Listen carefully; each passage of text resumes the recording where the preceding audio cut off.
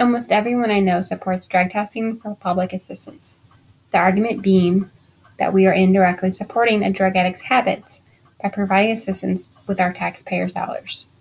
Surely, if a drug addict can purchase drugs with their own money, we're technically fueling their drug habits by providing assistance for them to support their drug habit with their own money and buying necessities with the government's money or our money. This is why people believe that we must drug test everyone who utilizes public assistance. But are we really paying for drug addicts' habits? Can't they just stop spending money on their drugs and start purchasing necessities and paying for shelter on their own?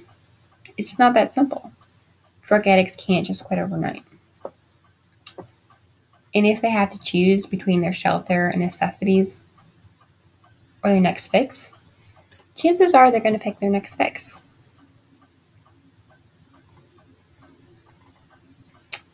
So, although proposals to test welfare were introduced in 1989, according to the Pathologies of the Poor, What Do the War on Drugs and Welfare Reform Have in Common? Journal of Sociology and Social Welfare, since 1989, 13 states have passed legislation regarding drug testing for TANF, or temporary assistance for needy families. SNAP, or the Supplemental Nutrition Assistance Program, has been threatened, although all laws that have tried to come into effect have been ruled unconstitutional. Missouri proposed in 2015 to drug test for SNAP, according to the National Conference of State Legislators website. So, is there enough people who actually use drugs who get public assistance? Well, according to the Substance Abuse and Mental Health Services Administration webpage in 2013, general Americans 12 years and older accounted for 9.4% of the population, or 24.6 million people, who had used illicit drugs in the past month.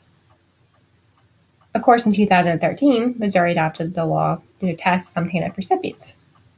And of those 40,000 applicants, only 446 were tested, and just 48 tested positive, according to the Think Progress organization's webpage. So while there's a lot of Americans using drugs, the Americans utilizing public assistance, just in Missouri at least, is incredibly low. Is it lawful? Well, the Fourth Amendment of the U.S. Constitution protects citizens against unreasonable searches and seizures, and no warrant shall be issued but upon probable cause. So, some states test based on individualized suspicion. If a person is considered somebody who seems like they're on drugs, if there's probable cause for that person to be on drugs, or to test somebody who's on drugs, individualized suspicion is used. But not all states use individualized suspicion. Some states test all TANF recipients based on suspicionless testing. Well, according to the Columbia Human Rights Law Review, Issue 43, Volume 1, it states it can be argued that this deletion of the Fourth Amendment's individualized suspicion requirement violates precedent and lacks any consistent adherence to a set of identified principles. If we start allowing laws that are unconstitutional to go against the Fourth Amendment and allow suspicionless testing, what's next? So we should oppose drug testing for aid because of those unconstitutional laws that require all TANF recipients to be drug tested. But furthermore, we should oppose drug testing across the whole scope because not enough people are using drugs who utilize public assistance for it to even be necessary. The program itself is projected to cost $1 million, approximately $1 million in the next 3 years. And if only a couple people are testing positive, we're using more money on the program than we are saving taxpayers' dollars, denying public assistance recipients benefits. And not all states even require the applicants or recipients who test positive to go to drug rehabilitation.